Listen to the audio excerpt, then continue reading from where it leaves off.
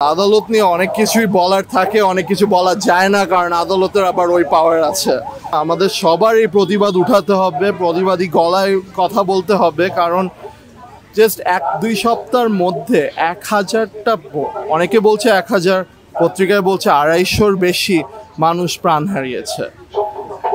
যেই জিনিসগুলো আমরা দেখেছি গত 3 সপ্তাহে, এগুলো অমানবিক, এগুলা চিন্তার বাইরে। আসলে এটার পর কিভাবে কোনো জবাবদিহিতা হবে না, এটা কি কেউ পরিকল্পনা করতে পারে যে কিভাবে একটা দেশে থাকি যেখানে কোনো জবাবদিহিতা নাই?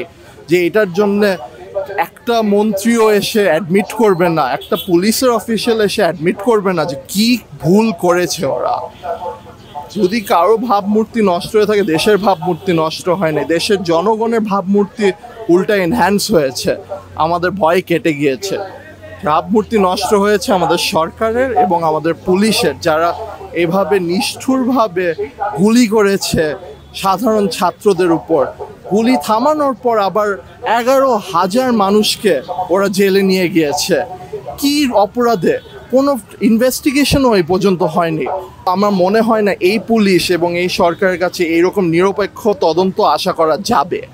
যারা পড়ে আছে এখনও, ডিবি অফিসে বলুন, থানায় বলুন, বিভিন্ন কারাগারে বলুন, অনেকেই কিন্তু 18-র নিচে, তারপরেও ওদেরকে নিয়ে যাওয়া হচ্ছে। এদের সবার মুক্তি চাই। এদের সবার মুক্তির পর আমরা জবাবদিহিতা চাই, নিরপেক্ষ তদন্ত চাই, এবং একটা ন্যাশনালভাবে আমাদের একটা রিফ্লেকশন দরকার যে আমরা কীরকম দেশে থাকি, কীরকম সিস্টেমে থাকি যেখানে এরকম একটা জিনিস হতে পারে।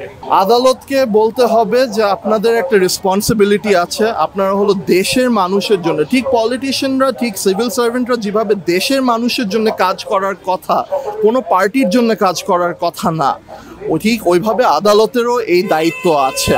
কিন্তু হয়তো মাঝে মধ্যে ওরা এটা ভুলে যায়। কিন্তু এখন হলো সময় সাহস দেখানোর। জনগণ সাহস দেখিয়েছে, এখন আমরা চাই যে ওনারাও সাহস দেখাক।